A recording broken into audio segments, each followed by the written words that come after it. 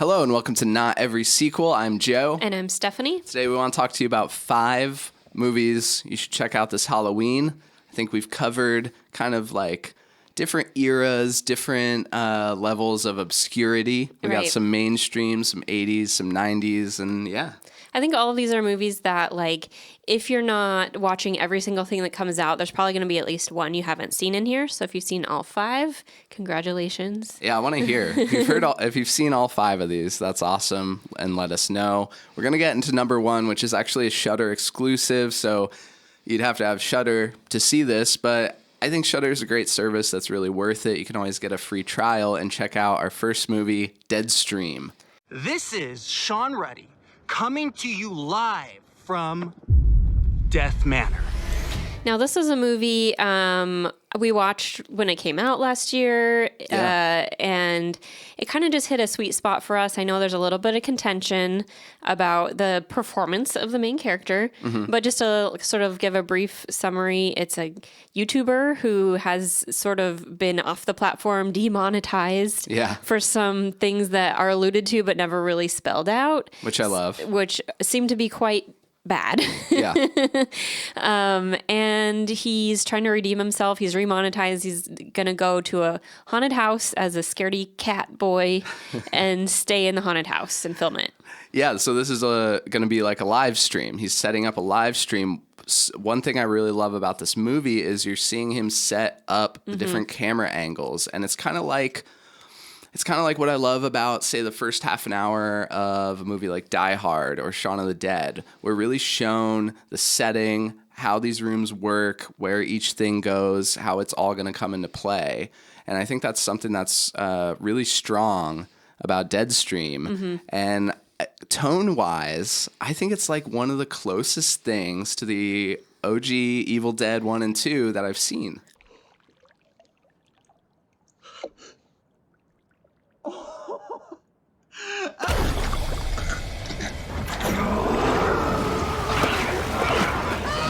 I mean, some people might say this is sacrilege, but like, yeah, I really think this is the kind of humor that Evil Dead was going for. Bruce Campbell, obviously a lot different performance than the main character here. Yeah. But it's a couple, they're a filmmaker couple, and they just kind of did the whole thing themselves, the actual movie. And, it's definitely a heightened portrayal of a YouTuber, but not that far off. It's not that far off, and also to me, I love satire as well, so it just really hits a sweet spot. I will be spending one night alone in a haunted house. Don't forget to smash that like button, smash that subscribe button, and follow me on Livid. All right, moving on to our number 2 pick. This is probably the most mainstream movie on the list, but we loved it so much we had to put it on there. It's The Black Phone. I'll scream. I'll scratch your face. This face? Yeah, I mean, this was a fairly larger release, but I think it was really a standout in a lot of ways. I thought the atmosphere and the plot and all that stuff, the performances. I'm loving Ethan Hawke as a villain. He is terrifying in this movie. Yeah. Especially in these masks that were actually designed by Tom Savini. And if you don't know, he's kind of the most legendary makeup effects guy in horror and prop builder and stuff like that.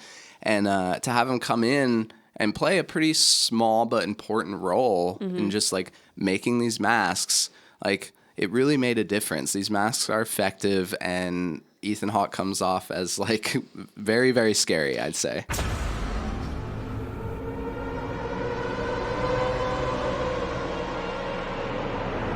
So Scott Derrickson, the director, this is an interesting career to follow because, he has done some horror, worked his way up to Sinister, got some acclaim with that, then did Doctor Strange, back to horror. Yeah, I mean, I think that's a trajectory you see in a lot of filmmakers where they get to go do a big, like a Marvel or something like that, and then come back to their passion. I mean, not that Marvel wouldn't necessarily be an additional passion of his, but, now he has probably more freedom and studio sort of they're like, okay, we'll give you another one for you Right. after doing this one for us. And just the source material also kind of a slam dunk. Right. Stephen King's son? Joe Hill. Joe Hill. Okay, so it's Joe Hill's story. Yeah, very prominent. And he's had several of his works adapted. Horns, Nosferatu. Okay. With the 4 in it. And yeah. License plate version. Yeah. But like as far as Joe Hill goes, I'm not a huge fan of like what I've read of his, but I actually think this story is far and above. I haven't read the original story. I really love the content here, and I think the director choice was absolutely perfect. Yeah, this is like a match made in heaven, or hell, I should say. Match made in hell. These 16 millimeter segments that you see in Sinister, you know, they're obviously the big standout talking point in Sinister. Those are then brought back into Black Phone in a really cool way. And I actually liked them better here. I thought there was something so unsettling about this like 70s kidnapping paranoia suburban thing. Right. Where if you put it through that lens of like the grainy 16 millimeter sort of uncanny look, like you can just feel it. Like you're there. You're Vance Hopper. I remember you. You used to scare me. Yeah, it's nice to get a break from, you know, CGI creature monsters and get like a monster that's a human, but also the mask like lends this monstrosity aspect to him. Like So heightens it. exactly. So just, yeah, good for me. I liked it. I still think about it quite a bit. We watched like a year ago. Let's watch it tonight when we're Yeah, done we should recording. watch it again. Yeah. All right, number 3. We're going more obscure on this one, and we're going to Italian horror in the 80s. This is Dario Argento presents, not directs, but presents Demons. It is a movie called Demons. Yes, the demons are coming, and they're coming for you. This one, I don't remember why we originally watched it, just because we're always like scouring the bucket of horror, like what else is out there. And one of those, just like, I will never forget the experience of watching this movie for the first time. What a cool setting. This movie takes place in a movie theater. I mean, what a great place to experience a horror movie about a movie theater. Like, it's Right. just, it's very meta. It's saying stuff about the genre itself, but even just setting it there, and you have that sort of like that sort of very 80-yard style of like Argento stuff, where it's just very uncanny. I'll use that word again. Yeah, and like all of the sort of gore effects and the like, there's like basically a zombie movie where like a movie turns you into zombies. It's a really great concept, and because it's this Italian giallo-esque horror, Giallo, that was it's everything's very bright and like over the top, and yeah, like the performances are over the top, and the fashion is over the top, and the helicopter falls through the roof of the movie theater. Like, what else can happen?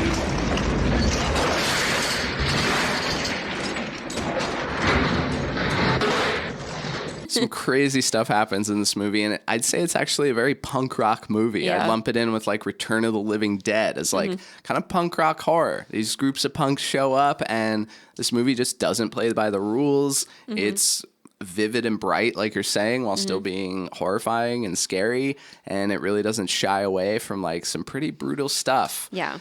Will you survive it? Demons. All right, number 4, we ready? We're ready. All right. Number 4, we're going back to the 90s. Usher makes an appearance. It's The Faculty. Now, these 6 students won't just question authority.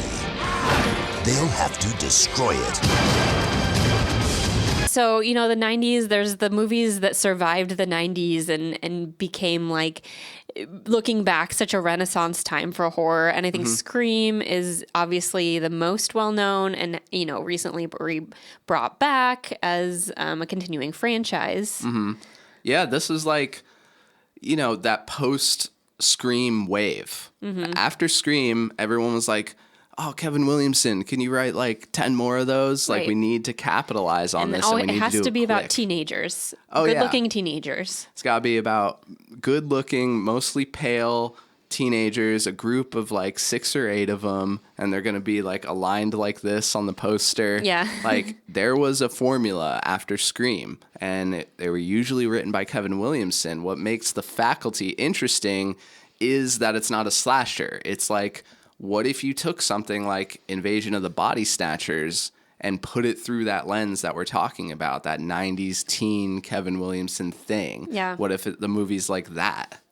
It's got like the cast of the decade, pretty much. Yeah, Robert Patrick, I think, really shines here. Yeah, and then you've got BB Newirth, Elijah Wood. Yeah, and Josh Hartnett, and more importantly, Josh Hartnett's hair.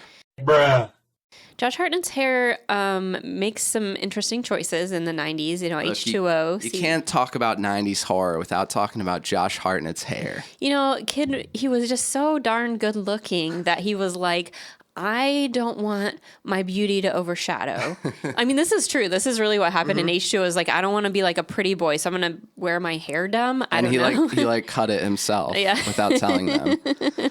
But yeah, so some interesting throwback 90s fashion here, but overall, this movie is just super fun. You know, it's probably one of the only Robert Rodriguez movies that I'm really even a fan of. Yeah. I think his movies can often feel a little icky to me in like not a fun way.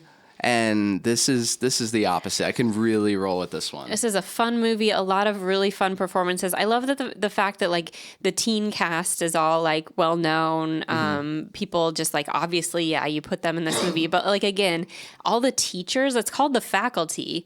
And like the teachers is an all-star cast as well, like I said. And I don't know if younger viewers now will recognize a lot of them, but if you're, you know, more like millennial, you'll be going, oh, that guy. Clea Duvall. Oh, yeah. Can't be into good 90s horror without Clea Duvall. Okay. We're moving into number 5. Yeah. Number 5 is actually something you haven't seen, so I'm going to be telling you about it Yeah. too. I've heard about this You've heard for about years. it. And we have it on Blu-ray. Yeah, but we don't have a Blu-ray player. Right. For now. For now. We'll get one. Okay. Number 5 is the WNUF Halloween Special. Reporter Frank Stewart has a special Halloween treat in store for viewers tonight. He'll be leading a group of paranormal experts to the infamous Weber House. So you don't know much about this, do you? Just kind of like vaguely the concept that it's like supposed to be sort of like, oh, this was a real broadcast. Yeah, it's one of those. It's one of those. There are a couple in that genre, but this one is very, I'd say, silly. You know, it's the silly pick on the list. It's mostly funny, but has some unnerving stuff. And the idea is that, yeah, this is a taped, infamous broadcast from the 80s where a local news station was hyping up all night that they're going to go to this haunted house and do the seance or whatever. And you're seeing the build up to that. It really reminded me of like early event television where you're just like hyping something up for hours and hours and there's a million ads and it's like, when is this thing gonna happen? And at the end it finally does, and it's pretty awesome. The door's open. Okay, so it pays off in the end. I would say it pays off in the end. I would really love this movie if it paid off more. But I think what makes up for it is sort of like we were talking about in Cobweb, is just like the Halloween vibes. Right. Like it's just a good movie to throw on during Halloween time. So Yeah. I think it earned a spot on this list just for that. Yeah, because there's like horror movies and then there's like Halloween movies. Exactly. Yeah. This is a Halloween movie. Like I'll watch any horror, like pretty much any time, but like in October, we're like, yeah, I'll watch horror movies. But you know, there's ones like Trick or Treat where you're going like, it's got a lot of jack-o'-lanterns in it, and like it's kids are out trick or treating. Like it really feels like Halloween season. I would throw that in this category for sure, because during this local news broadcast, you are seeing all the commercials. And so you're seeing this very nostalgic, like, all the like locally made commercials that are like bad, you know? Yeah. And so that's really like most of the movie is just that kind of stuff until we get to like the actual creepy stuff towards the end. Cool. So the WNUF Halloween special, kind of hard to track down. I think you can maybe still rent it on YouTube or something, but if you really want to track that down, please do. You're watching the WNUF Halloween special. All right. So, I mean, this is just sort of like a list we threw together of a variety of things that we like, kind of give you a sense of who we are, and also hopefully introduce you to something you haven't seen. Yeah, we kind of wanted to give you a sampling of our taste. This is a new channel, but what we're going to be doing here is talking horror like almost every day. So if you like this kind of stuff, if you like talking horror, if you want to discuss it with us, subscribe, stick around. I'm really excited about this. Yeah, me too. And if there's anything on this list that you'd like to see a full video on, I can dive into any of these more fully. Yeah, for sure. So we'll see you next time. My name's Joe. And I'm Stephanie. This is Not Every Sequel. Bye. Bye.